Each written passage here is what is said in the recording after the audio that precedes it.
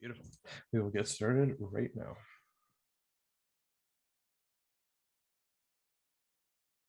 Hi there, everyone, and welcome to a very special episode of Divulgence. Happy New Year to everyone. I hope everyone had a wonderful holiday. Today, I'm welcoming back one of my favorite guests to have a chat. He is an author and researcher. He has so many excellent books. I've read a few of them, and I've got a couple in the to read pile. He's got some excellent titles, including Hidden History, Crimes and Cover-Ups in American Politics, Survival of the Richest, Bullyocracy, and his new book just recently came out this past November called On Borrowed Fame, Money, Mysteries, and Corruption in the Entertainment World. And essentially, this book explores the concept of fame and all its fleeting glory, which is a topic I'm certainly interested in. I mean, fame is everywhere these days. So you take something like that and you put the mind with Donald Jeffries, and you're going to get something fantastic. So please help me welcome my guest, my friend, Donald Jeffries. How are you, Don? No, I'm glad to be here, Jordan. Thanks for all the kind words. Oh, no problem, man. Happy New Year to you. And yeah, And to you. I meant everything I said. The books that I've read, I love them. And as you know, I'm adding more to the pile, and I love your work. So very happy to have you back. So today we're going to start by essentially talking about your new book, On Borrowed Fame, Money, Mysteries, and Corruption in the Entertainment World. And this is still fresh hot. It just came out, I think, the start of November. So can you please tell us what got you into writing it and give us a little bit of the book jacket, so to speak? Well, I've always been, I've had interest outside the area of politics, obviously, and I've been kind of an old Hollywood junkie for a very long time. I'm a huge fan of the golden age of Hollywood. I know probably way too much about it. Most people do. And at one point, what I wanted to, like many other people, I wanted to be a singer-songwriter, and that's like my first stuff that I started writing with a lot of songs when I was a teenager. I wrote about 150 songs, and before I kind of went in another direction. So I was a big fan of the music business too. So it was kind of natural for me to look at that, and I was inspired by Spanky Farland, one of the Little Rascals, the Our Gang member. He was my favorite. And I just heard about him being bitter near the end of his life because there's so many places, including a restaurant around the corner from the townhouse where my wife and I lived when we first got married, called Spanky's Clubhouse. Obviously had his image and likeness on it. And he was suing another restaurant like that time he died. And my friend Bob Wilson, who helps me out a lot with research, he goes to a Spanky's themed restaurant in Florida, Naples, Florida, right now, all the time. So that's just restaurants alone. I'm sure there were more than that. You had a rock group, Spanky and Our Gang, that had several top 10 hit records in the 1960s. Spanky was obsessed, he was really incensed at them. So I could kind of understand how he must have felt. And I really related. I think he died of a broken heart. And I thought about, things like the Three Stooges. And they again, kind of like Our Gang, they came on television, decades after they were, in the movie theater. They were already old or dead by then, and they got nothing from that. I talked to Mo Howard's daughter and son both. They got nothing, and I talked to Curly G, who is the grandson of Curly Howard, who's trying to kind of become, does an impersonation of his grandfather. But so they got nothing, and the Our Gang people got nothing out of it. And I just thought, something's really wrong with that. So I decided, let me start trying to contact a lot of these people. So I started contacting people that had been in TV shows in the 50s and 60s and 70s and became forgotten or had hit records, sold millions of records back in the 60s and 70s, and bands like the Trogs and the Buckinghams and the Ventures and the Cowsills, Herman's Hermits, Procol Harum. I talked to people from all these bands, and it was all pretty much the same story of what royalties. And a lot of them just really didn't get paid at all. And for the TV stars, they were paid okay at the time. Like one of the Waltons girls told me, I think she got like $600 a show or something, which is okay for a little kid, but still not very much even then in the 70s. So, and they did not get any residuals. It wasn't until the 70s where they had a cutoff point where after that, so the people that were in the later 70s shows in the 80s and 90s got a better royalty rate. So went into perpetual reruns, they got a little something.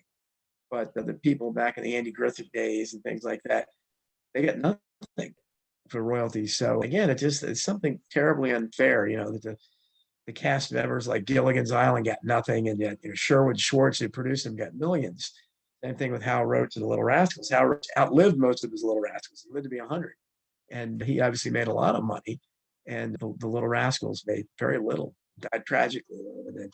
So I just thought there's something unfair. I wrote Survival of the Richest. That's what that book is about. How unfair the economy is in the rigged marketplace. And I thought, well, this is really unfair. And so I started finding other examples of looking at net worths, why somebody's net worth is worth so much. Well, why did Betty Davis die with less than $1 million? Step and Fetch It, Rachel Caricature left a $10 million fortune. I don't know how you explain that. And there's lots of things out there. Mickey Rooney died with $18,000 to his name. And there's Lulu, who was forgotten. She had one hit wonder in the 1967 Sir with Love. She sang the theme song. That's all she's ever done, really. She has a $30 million fortune. I'm fascinated by how that works. It doesn't. Where Jackson Browne, one of my favorites, writes it all his own material. I think he has 12 million. So, I'm drawn to that. It makes no sense to me. So that was a huge aspect of the book. And then I threw in the many unnatural deaths, which is more up my wheelhouse, and what I usually write about politically. And, so I investigated, took another look at the deaths of John Lennon and John Belushi, Marilyn Monroe, Elvis Presley, Natalie Wood, many other, things like that. And that, what strikes me and why I'm interested, I think, in the entertainment world is there's so many parallels between the world of entertainment and the world of politics, because it's the only other industry you see where you see these incredible numbers of suicides and murders, deaths that are never explained. And so I go into them quite a bit. There's, a lot of forgotten ones.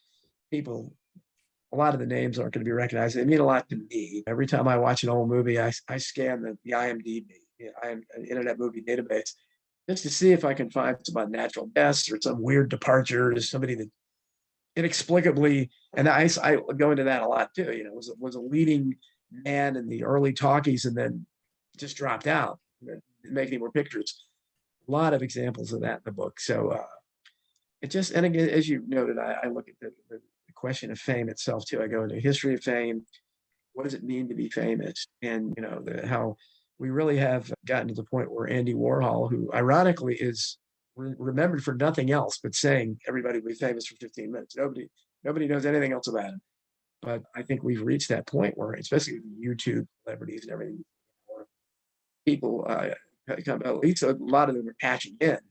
But what does fame mean? And I go into the history of stage actors from the 1800s even, and nobody remembers any of them other than John Wilkes Booth because of the Lincoln assassination. But other than that, nobody would recognize any of them, yet they were the movie stars of their day because, you didn't have film, you didn't have TV shows. So I just think it's interesting to look at why fame has such a shelf life for most and why it's so unfair, why the compensation is so inconsistent, and why there's so many strange deaths, murders, suicides, unnatural ones that swirl around the entertainment industry. Absolutely. That's so interesting. You had me so excited to read that book and Survival of the Richest.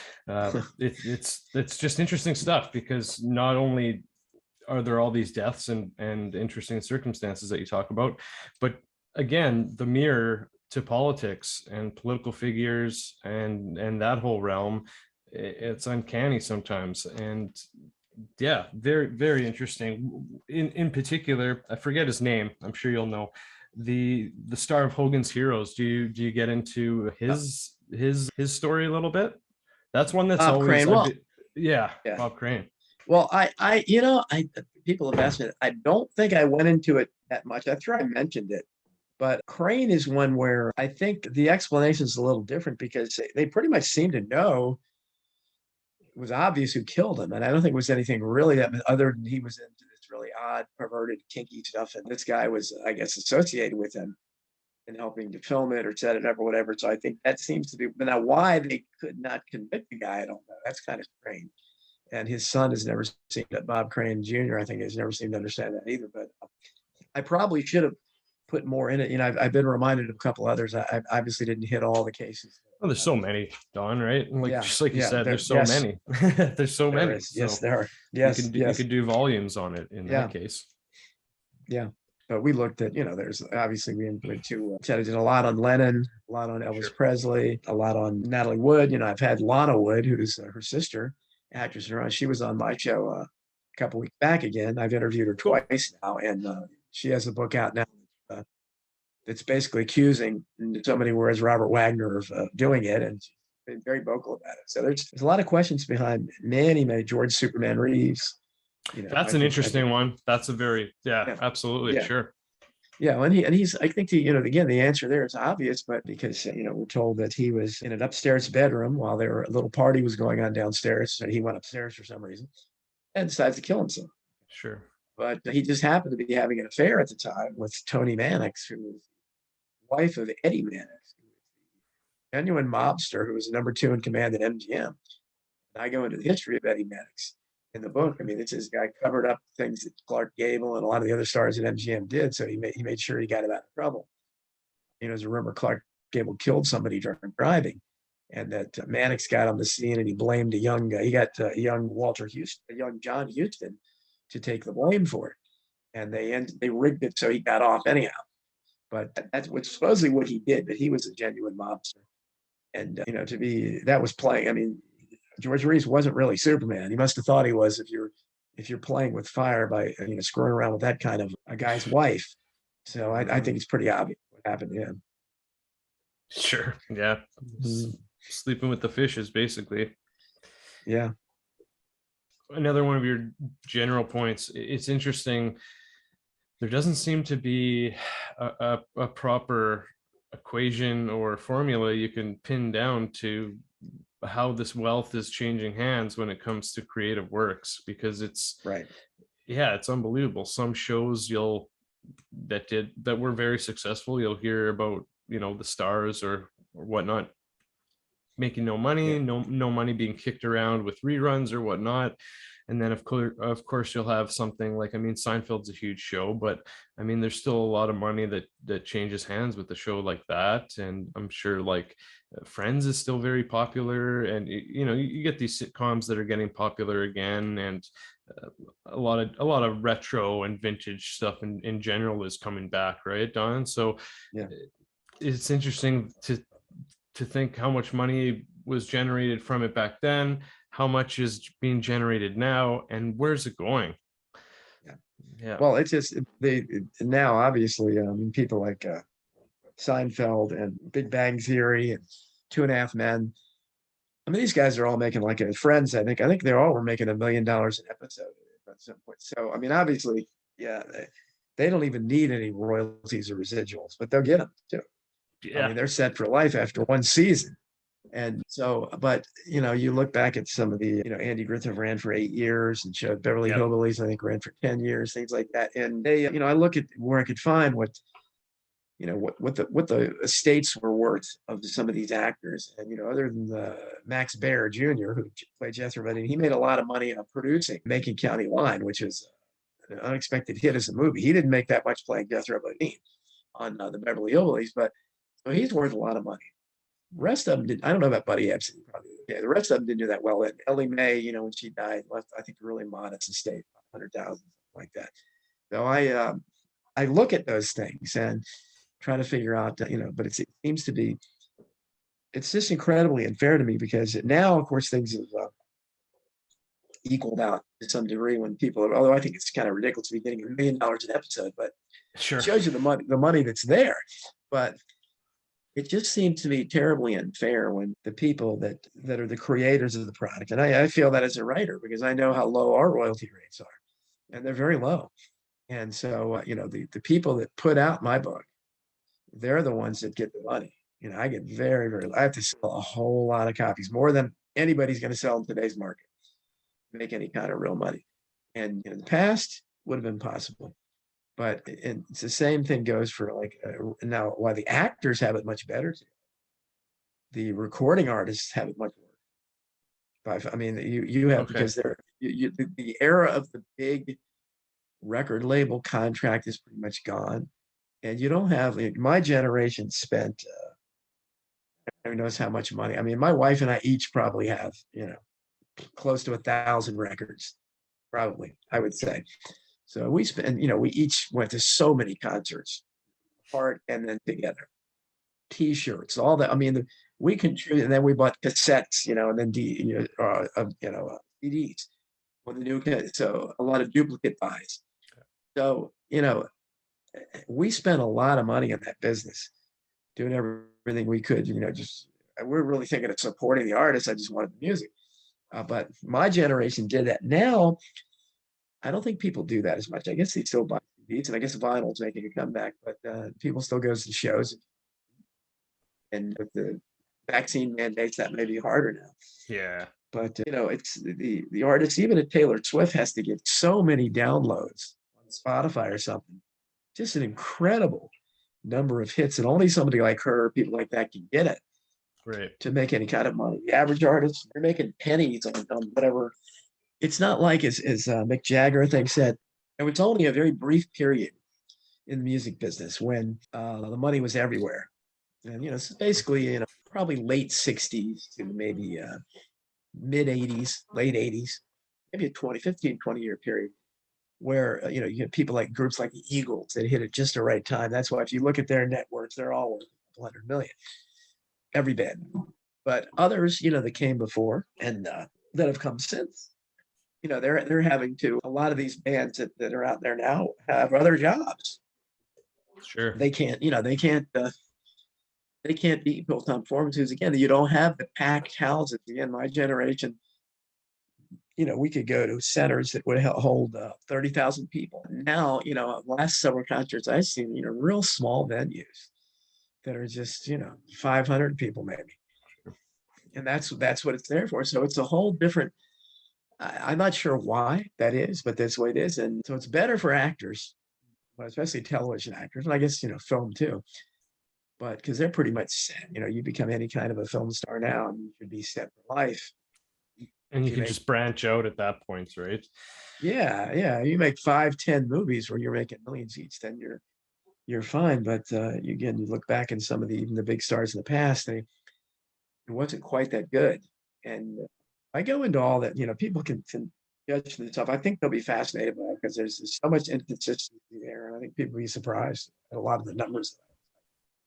No, that's cool. I'm super interested because I'm also I don't think I've ever told you, Don, I'm a huge classic movie fan. So I mean, Cary Grant, Oh, cool. Bogart, Jimmy Stewart, Peter Lorre, Robert Mitchum, all the the bigger names, even like the little names. I love the film noirs. Me too. Oh, that's great. Yeah, man. You'll love the book. That's okay. That's awesome. Yeah. So I love that stuff. So we should chat about movies sometime because yeah, I love that stuff. So that's awesome. Yeah. No, that's cool. Yeah, and I'm Jimmy Stewart, Cary Grant, a couple of my favorites. And certainly I love film noir as well. And awesome. Yeah. Awesome. So it's I watch many noir movies as I can. And that's cool. That's great. It's good. It's nice to know people your age are getting into that stuff. Yeah, man. I actually have I have a classic movie collection and like a film noir collection. And I love I don't know if you get into the Criterion collection films at all. I love that stuff, man. Yeah. Yeah. I used to, that was big, the DVD. I used to love getting the commentary, on the special features and all that. Yeah. I don't know if they do that as much anymore, but that was big at one time. I remember, in the movies that I love, I used to love I'd sit there and listen to the audio commentary. I don't know how many people actually do that, but I did it many times. Yeah, like that's one thing I appreciate about the Criterion collection is because not only do they put the money into remastering it, the sound and video and everything, but they usually ensure that each selection of the collection has a nice abundance of bonus features. And sometimes they'll do new interviews just for the release and stuff. Like it's sometimes pretty impressive depending on what the movie is. Yeah, they were the best at that.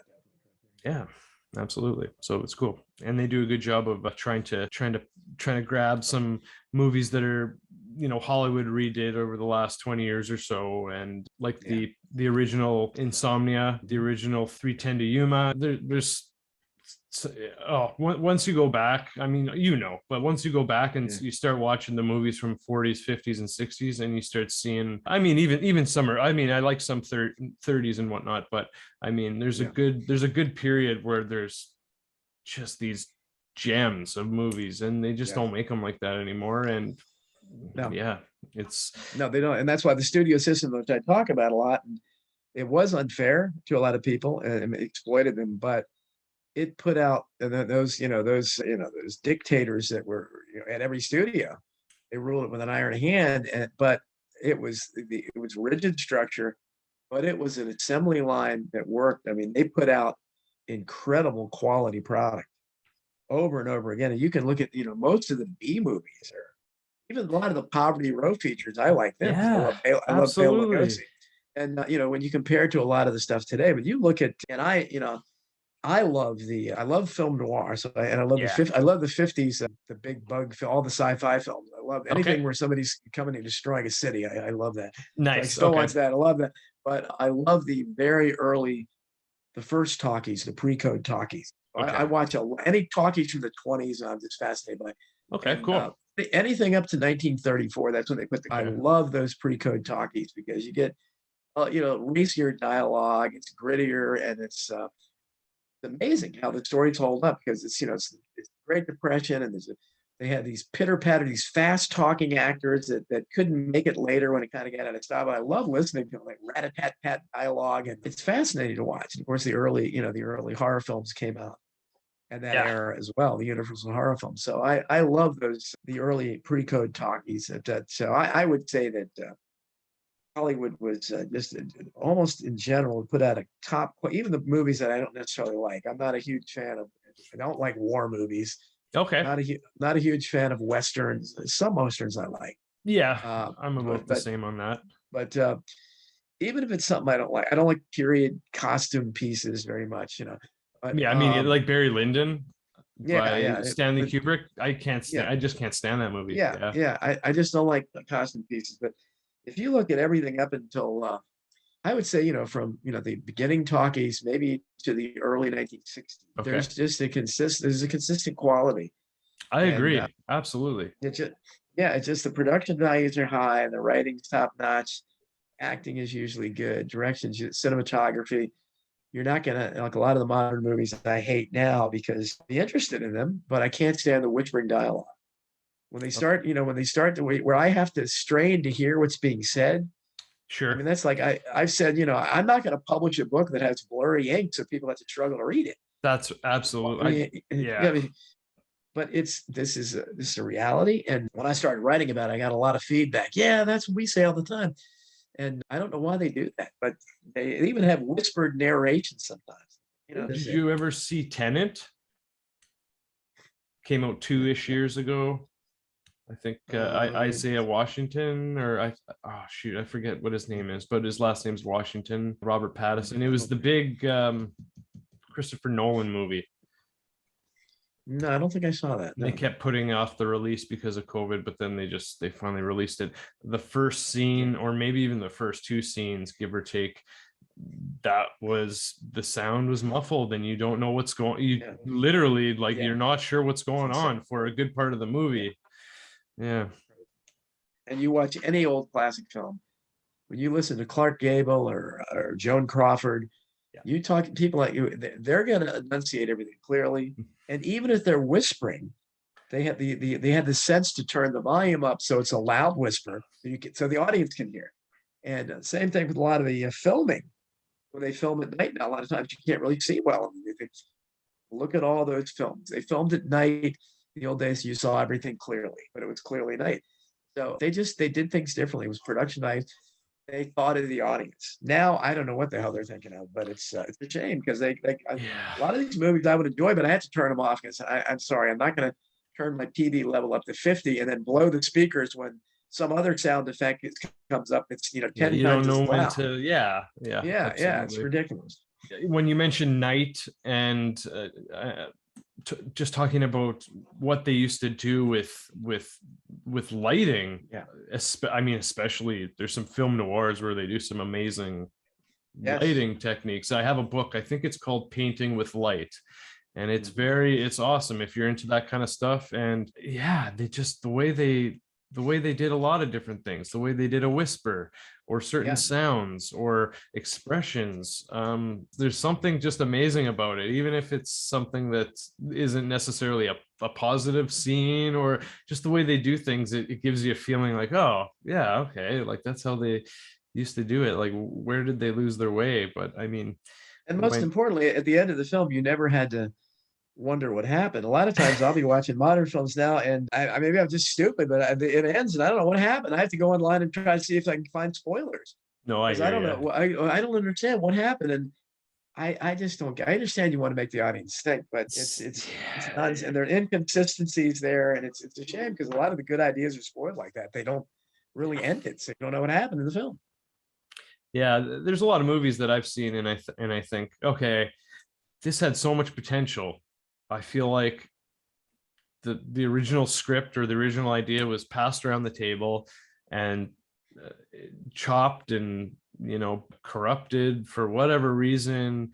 And yeah, it just I don't, I can't say that I know the definitive process of how every movie is made, but it, sometimes you just get that feeling like, oh, they did that because of this, or they did that, or you're scratching your head, like you said, like, why did they do that? Like, yeah. So it's interesting because it seems like when you're watching an oldie, they're giving you exactly what you want, but in a good way. And they Yeah, they're so enjoyable. Like when I don't even remember now when I first started watching classic movies. I got hooked right away. Like I yeah, got so yeah. hooked and obsessed, and to the point where I'm like trying to find obscure classic movies and film noirs Mhm. because I've watched them all, right? So I mean, there's some gold out there, yeah. Yeah, but yeah, lighting is huge. That's something that seems to have lost its way. I mean, obviously over the years technology has changed, and green screening, makeup capabilities and costume capabilities, and just the emergence of different people who build replica weapons and costumes and do cosplay and whatnot on their own time, right? So there's so much more talent for these directors and producers and whatnot to hire to help Yeah, with these projects. So there's so many factors really, but it's just so interesting. I'm glad right. that we brought it up. I mean, the old movies, there's just something so wholesome and Yeah, amazing, just amazing about them. Like even just watching it a is. quick 43-minute movie or a 53-minute movie, sometimes it's just like, that was Yeah, great, that was wonderful. yeah, Yeah, yeah, so exactly. And so even the B movies will hold up well, but you can, I love the when you B see like, movies. well, you look at like you look at something like the Lord of the Rings trilogy, Okay. where that's an example of using the technology to make incredible cinema. I mean, the Lord of the Rings trilogy was that's unbelievable. It's all CGI, Yeah, but it's really done perfectly. It's done well, and it shows, wow, this is what movies can be now. So why you don't see more of that, I don't know. But then even there, Peter Jackson, who I loved for that, he really kind of fell down. King Kong's one of my all-time favorite films. When he made King okay. Kong, I was expecting a lot more. I don't know what the hell, like the casting was terrible, but Yeah, so he could have done.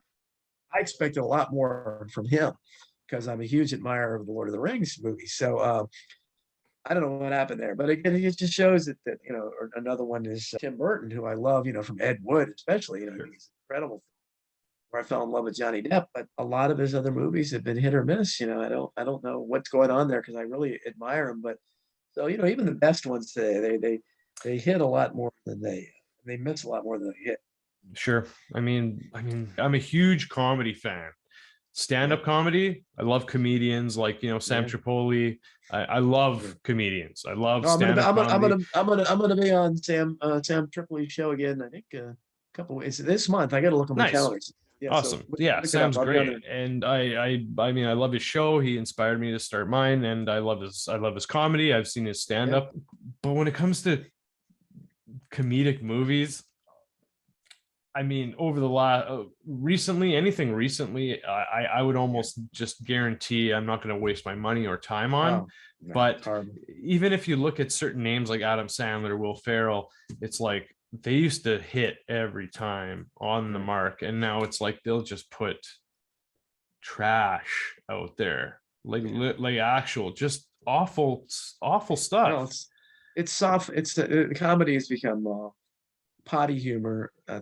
sophomoric stuff, and there's no thought into it. I mean, things like Monty Python or SCTV would be impossible to do today, and it's Yeah. because they go for the lowest common denominator, and the Judd Apatow factor. He seems to run most of the things Yeah. now, and they're just there's the last I think good era of comedy was again during when I was young, when Bill Murray was in his prime, and the Okay. original Saturday Night Live players. The Yeah. Okay. SCTV people like John Candy were great. Yeah. We're Eugene making Levy. films. Yep. Eugene Levy, and there's those guys. So um, Steve Martin's, although Steve Martin's movies were Yeah. a lot of misses because he was such a great stand-up act. But I still, he agree. has Yeah. And he put but a lot still, out too. So yeah, he had a lot. But I mean, still, you have Planes, Trains, and planes, Automobiles, trains. All of Me, and there's a lot of good stuff. But there just wasn't as much potty humor. But now you try to watch a comedy, and it's I don't get it anymore. It's not funny, and I don't know. Maybe it's I'm yelling at people to get off my lawn. I don't know, but Yeah. No, I hear I you, don't man. Yeah. yeah No, I I don't agree. yeah I don't As someone who appreciates movies, I totally agree. Like I I can't watch a comedy these days that's released anytime recently. I mean, yeah, it's hard to find something that's uh genuinely funny, but I'm more of a when it comes to movies, like I said, I like stand-up comedy. So I mean, I've gone to so Mhm. many stand-up live shows and I listen to stand-up. Sure. So that's how I get my fix. But movies, I like, more drama and some action, and I like good writing. And it's hard to find a comedy Yeah, with clever, good writing, right? It's always just quick buck, right. easy formula. Like you said, the Judd Apatow formula, Yeah, they have templates that they just follow to the point where it's yeah, so predictable. You're like, okay, this is about to happen. Okay, this is about to happen. yeah. Okay, and Right, and where's the fun in that, right? I'm sure right, you right, understand. right. Yeah. Exactly. Yeah, so so you can see I'm a huge fan of film. I know way too much about it, probably because I've always like, been, fascinated by obscure facts. And I decided, let's try to put this all together into a book, and hopefully people would be fascinated by it. I'm sure you will. It sounds like it's right up your alley, but Yeah, I'm um, super excited now. Like I already was oh, excited, but I'm even more so to start. I don't know which well, one it to just start first, survival or well, it's this is kind of like the hidden history of Hollywood meets Survival of the Richest. that's so cool. Meets That's what I was thinking, it's man. because but it's got a lot of all those elements in it because it's although I'm still kind of being critical here about modern High. I really don't do that in the book because I'm Okay. just trying to I'm trying to, but I am, my heart is with those older entertainers, and because they a lot of them spent lifetimes working and making people. Like I said, people like the Little Rascals, Three Stooges, people like that. They didn't see anything of it. I remember as a little kid seeing Mo and Larry were still alive then, and they were. I just saw them. As a little kid to me, you were thinking. I mean, I remember like shattered me. My favorite Curly was dead. Had been dead for a long time. And I think, wow, that shatters a little kid. It's hard to get used to. But you see, I saw Mo and Larry like on a commercial on a locals, and they looked so old, and they were like hawking T-shirts, and that's what they were Okay. relegated to. So, Okay. and Yeah. All right.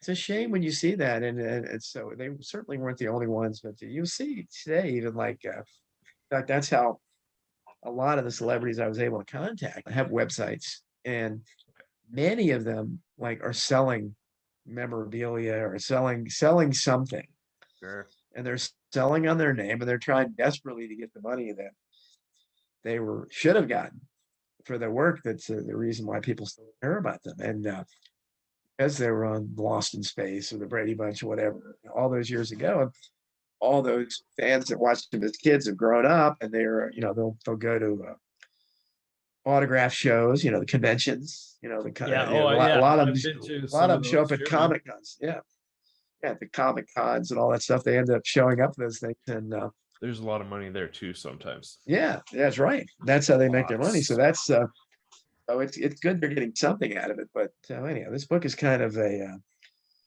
it's a tribute to them. So I hope some of them read it.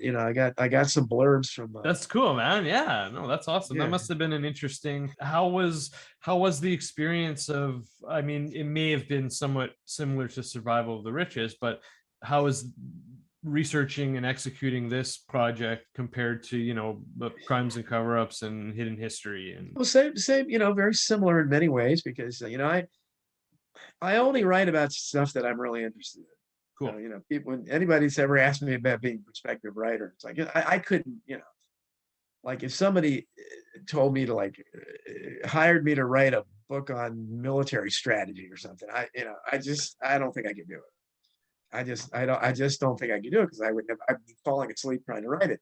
I just have no interest in it, or I don't history of interior design or something. You have to be interested in what you write, and so I'm interested in show business. I'm interested, old television shows, old movies, old bands. Pop culture intrigues me. It always has, even though I'm very critical of a lot of it. So Sure. doing the That's research, why it's intriguing, man. It's because yeah, it's so right, and it was controversial sometimes and yeah. mysterious, right? Then it was very cool to talk to. I talked to one of the Calzones, and I talked to Bobby Rydell. These are people that Okay, yeah, sold yeah. lots and lots of records back then. I talked to, and I became friends with Susan Olsen, my buddy. Played Cindy Brady in the Brady Bunch. She's become a Oh friend now. shit, right? So Okay. so she was, in fact, she was the first one to read the manuscript. Oh, So nice. Billy Gray, who played Bud Anderson on Father Knows Best, one of the great child actors of all time in my book. He loved the book, and I talked to him on the phone. He wrote a blurb. Nick Mancuso, who's you look up his IMDb credits, he's got hundreds of credits, on lots of stuff. He loved the book, wrote a nice blurb. That's So cool, man. Ivor Davis, who was a British journalist who toured with the Beatles during their first tour of America. I mean, toured as in sharing groupies with them.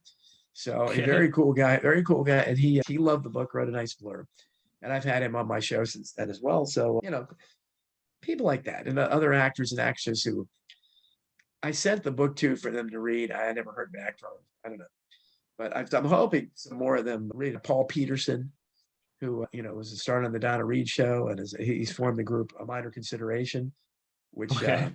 has done a lot of great work for helping child actors. He listened to me when he contacted me after hearing me on Coast to Coast and said, "Hey, great job on there." So that was pretty cool to know somebody like that. So I don't know how many others to me, but that's what I hope. That people in the industry read it. But to be honest, the ones I know, they're all kind of notorious for the most part. They love the freebies. So I don't think too many. They're Darn, and that's they're awesome, man. I mean they're used to having stuff sent to them. So I don't know Sure, how many sure, of them man. actually. Yeah, yeah, yeah. And they're probably not going to. This book is very expensive on mine. I had nothing to do with the price. Really? Okay. That was one of the wife. Oh yeah, never mind. Okay, yeah. And again, it's a big book. It's almost 500 pages, but I had nothing to do with the pricing, and I suspect that would probably scare away most of the celebrities. But to be honest with you, but they are what they are. That's what you get when you talk to these people. Most of them are very nice, but they are kind of in their own world still. They play kind of by different rules. Time doesn't mean a whole lot to any of them. Okay. It's kind of, it's just, it is what it is. If they say they're going to do something, most of the time they don't. But I just kind of understand that's the way it is. But it's great. But enough that any of them out there, appreciate. I was, I'm on their side. Yeah, I yeah. if you if you didn't, I'm always going to be with the performers. I mean, to me, whether it's a band that the guy that played drums or bass or something in a group that sold millions of records and got nothing out of it. Got screwed. Uh, Yeah. Years later, yeah, I mean, I don't think that's right because somebody got a lot of money, the record company that's Yeah. managing, and same thing with the TV show. If somebody was in a television show that say made 200 episodes 60 years ago and it's still being shown all around the world, there's a lot of shows like that. Seems to me like they ought to get a little something Yeah. those reruns, and I agree. they don't. So, but thank goodness for the Comic Con mention because they're Yeah, those man. I because hear that. I've attended some of those. I've worked a couple of them, so I've seen both sides of that. And they, depending on what percentage they're taking in of either the autograph or the photo session, I mean, some people are firing off a good handful of people in an afternoon. yeah. Yeah. and Yeah. and so and the people that are maybe only getting half or a quarter of that, for them, that's just as much as the other guy. So yeah, there's a lot of money bouncing around there too, because again, with this vintage and old stuff, and that's another thing I was going to re-mention, with you're mentioning how you've spoken to a lot of these people and just how they act and whatnot, and you say they're still in their own little world, possibly. Again, with retro and old and vintage coming back, some of these people also, I was going to ask you about Cameo, if you touch on the Cameo app at all. But with Cameo and everything old coming back, some of these people might think, hey, I got a brand new career here, or I can, I can make a comeback, or and I mean, it's possible, but it also right. could send them down the wrong mental Right. path, Well, right? I have to, yeah, I have to hook you up with John Barbour, who wrote the forward to my book, and Sure. Yeah, he's man. I I know. have his book as well. Yeah, I'd love to Oh, speak you with know, him. okay. Yeah. Oh, yeah, I'm sure he loves, and he's, That's great. when I say they're still in their own world, John Barbour doesn't fit that mold, because John Okay. Barbour is the most amazingly down to earth person. I mean, you would never know this guy was, at one time, I think when he was on Real People, he told me he was making $22,000 a week, something like that. Okay. So that was 1980. So imagine, what that would be now. Not that, it wouldn't be good now, even 22,000, Right, but right. a week. But he wrote the forward to my book. I wrote the forward to his book, and we have kind of become an act. A lot of times we do interviews together and so forth. But That's cool. he'd be thrilled to talk to you. And I just remember I saw him I friended him on Facebook, because I was looking for celebrities back then, even especially celebrities like that too. And I knew John Barbour had an interest in the JFK assassination. Of course, he straddled a couple of my interests, JFK and entertainment. So he answered me right away, when I first said something to him, and he just became so friendly. Cool. And then I started saying, well, he responds to everybody. And a lot of those people know that, because this guy was, again, he was the host and creator of Real People, which is the #1 show on television for 30 years. And he was Frank Sinatra's personal writer for 6 years. And he was the only guy to ever interview Jim Garrison after the Clay Shaw trial. So he's got a lot of claims to Some fame stuff. there. Oh, he was, his friends are just like when Betty White decided. I was just talking to him the other day, and he was telling me Betty White stories.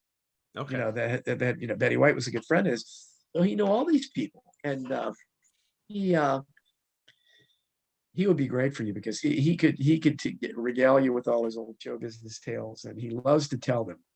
So I'll have to give you, I'll have to give him, I'll mention you to him, but I'm Sure. sure he loves to talk to everybody. That's I'll cool. get you his Yeah. contact. No, I'd love to have him on. He's definitely on my list. I'd like to. That'd be great. Thank you. Cool. So do you, just quickly, or are you aware of the Cameo app? I don't know. There might be other apps that are similar to it, but Cameo seems to be the more popular brand or name app. It's where essentially all these celebrities, whether they're still in the game or not, or even athletes and, yada, yada, yada, you pay some money and they send you a video greeting, or you can I've do heard of that. birthday greeting or that kind Yeah. of thing. Yeah. Some Well, people I mean, charge a lot for like a yeah. minute clip or something. Well, yeah, and I'm aware of it. And that's why it's nice to be friends with some of them, like Susan Olsen. My brother-in-law's birthday was December 30th, and he had a huge crush on her when he was little. So That's so cool, Don. So you could yeah. I got her to send him a video message, so it made his day. That was really, That's and they hit it awesome, off. man. But she's one of a kind. I mean, her and I hit it off from the first time I talked to her. I was on the same wavelength with her. Just I don't know how to tell you. Just felt really comfortable from the very beginning. And just some people click, and she's very unusual. She still likes Trump, I think, too much Okay. for my taste. But my brother-in-law does too. So I said, I think I found a new friend. I said, okay, you'll be thrilled. That's funny. That's cool. Interesting. I mean, if you have a few more minutes, Sure. I wouldn't mind, since it sounds like there's some similarities. Would you mind telling me a little bit about Survival of the Richest? Sure, of course. I mean, well, that's like the little train that could. I mean, it's probably, if you look at the Amazon page, it has by far the most critical praise of any of my books. and very impressive people. I mean, Naomi Wolf wrote the forward to the paperback. Ralph Nader was going to write the original forward. He apparently dropped out at the last minute. I don't know what happened, but that would have been really cool. But if you look at some of the people, there was like a guy that was a chairman of an economic council or something under Jimmy Carter, and just the John Kirikou, who was a whistleblower that was in prison later. A lot. I mean, I didn't. The publisher got all these blurbs, and so it's impressive just reading the blurbs there. That's But cool. I'm going yeah, through now. yeah, and it actually it was the most edited of my books because the editor I had there was more stringent, I guess, than the other I had. But he thought I had too many numbers, too many examples, and Okay. so I don't know. I almost didn't like it as much. I think it took too much stuff out. But the people that have read it for the most part love it. I have a few people that really, really are devoted to it. It's their favorite book, including the guy that produces my show, the Donald Jeffries show. And John Barbour said many times, the chapter on Huey Long is worth the price alone. And Okay. a lot of people have been introduced to Huey Long by my book, and he's my all-time political hero. But it just basically goes into how every aspect of life, the marketplace, the corrupt marketplace, is rigged against average people.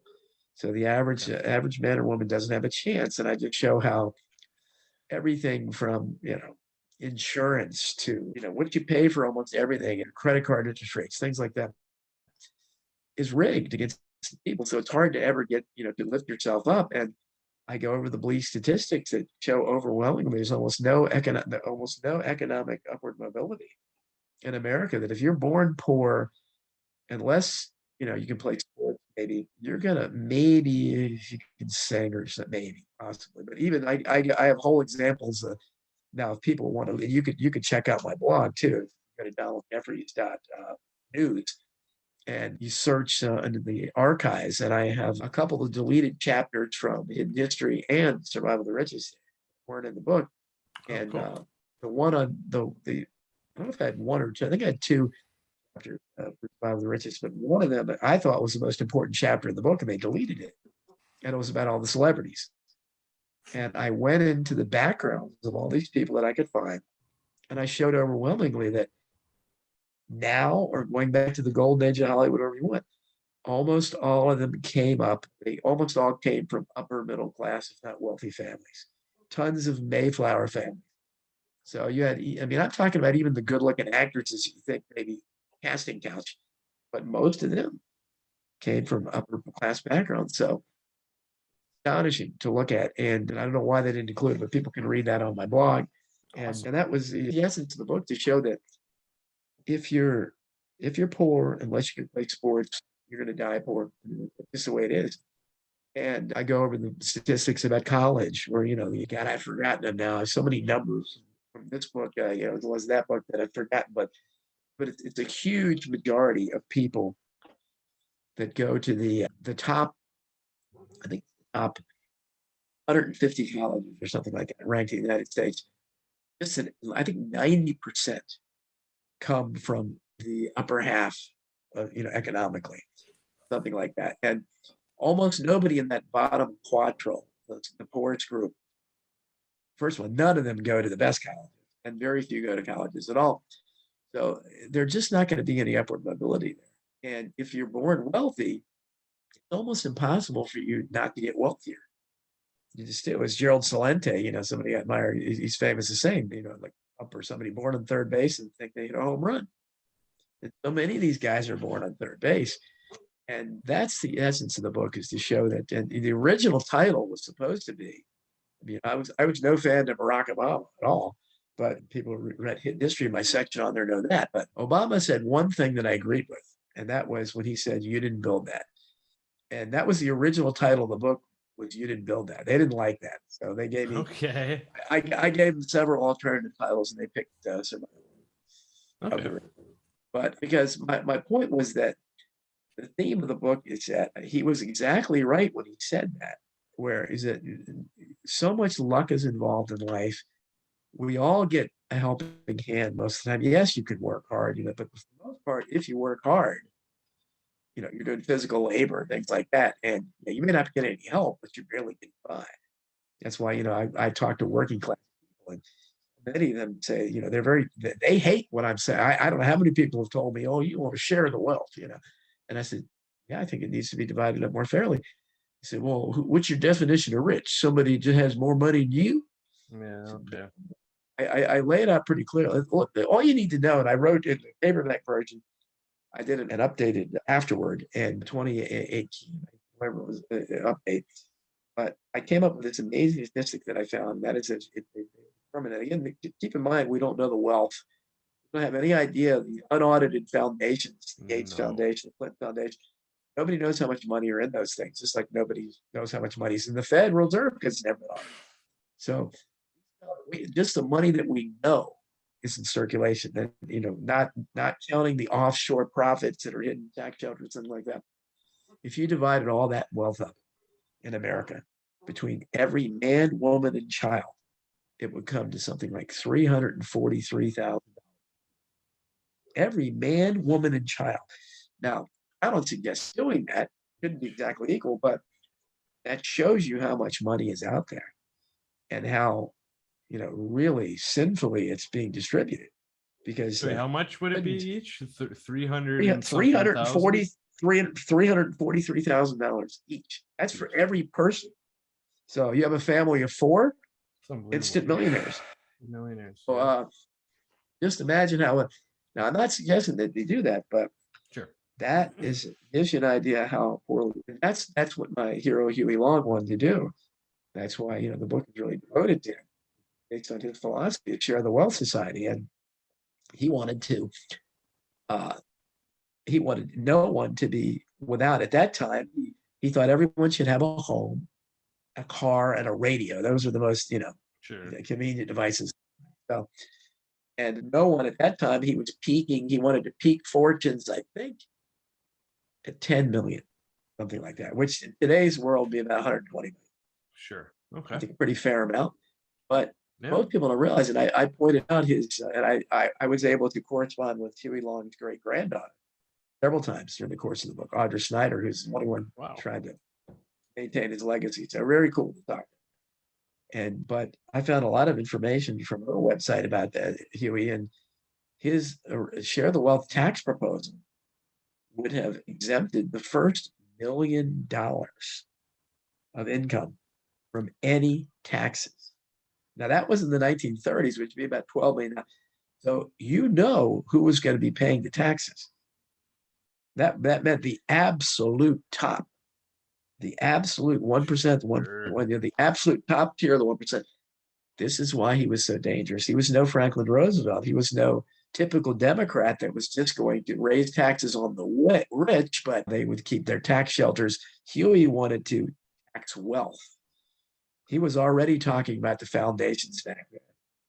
So and that's why he was so dangerous to them. That's why they assassinated him. And I go into Barbour the Richest.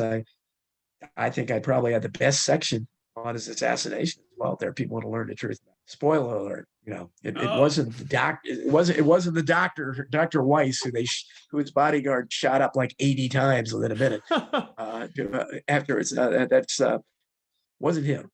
But so I think that keep in mind, Huey Long predicted his assassination on the floor of the Senate a month before he died. He had announced his presidential run, 1936, September 1935. He talked about the Roosevelt administration and powerful forces plotting to kill him. You can still see it out there in the minutes of the Senate. I don't think there's ever another case of a United States senator claiming that the presidential administration is plotting to kill him, and then he gets assassinated. So it's pretty obvious that they did. So, but the book has a lot of interesting stuff in there, and people will be amazed by certainly by the examples of how insurance companies, things like that work. They make you pay more for it. It's unbelievable. They really, that group doesn't have a lobby. The poor, and that's why probably one of the main reasons it's sold poorly compared to the rest of my books is because a lot of the people who could, be most drawn to it can't afford a book, don't have time to read, work in a company, and it's written for them.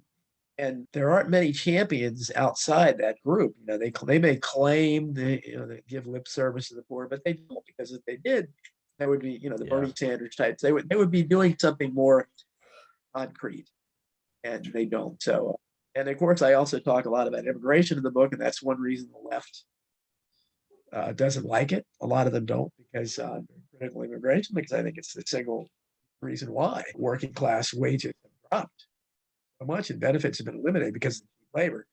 A lot of the left doesn't really hear that. So Sure. it is what it is. I'm very proud of it. And like I said, it has a lot of people out there who talk it up quite a bit. I just wish it would sell more. I haven't even made my advancement. So Okay, they well, don't. I'm excited. I'm grabbing a copy, so Well, I'm excited. I And appreciate your support. sure, man. And like you said, you write what you like, and yeah, man, you cover some. I love your work, man. You cover some very great topics. The first book I ever purchased and read of yours was Hidden History, so I was just more familiar with that and crimes and cover-ups, so more of your political stuff.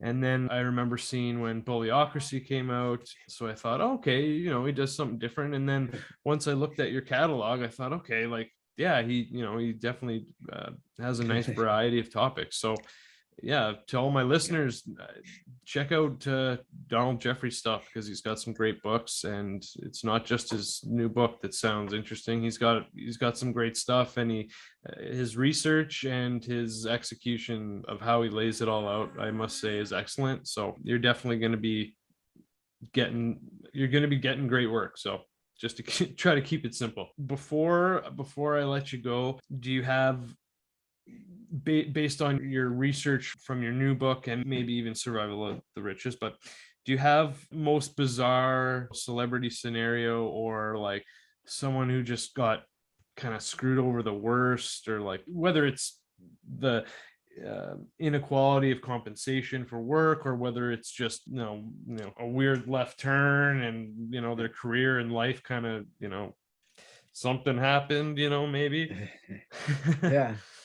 Well, I think there's a lot of sad examples in the book about people who died broke or close to broke. People like Hedy Lamarr, who often considered the most beautiful actress of all time, just gorgeous and brilliant too. She was a great inventor, and she got screwed over by the government on that, but she made a lot of money. And I'm not really sure what happened there, but she died broke.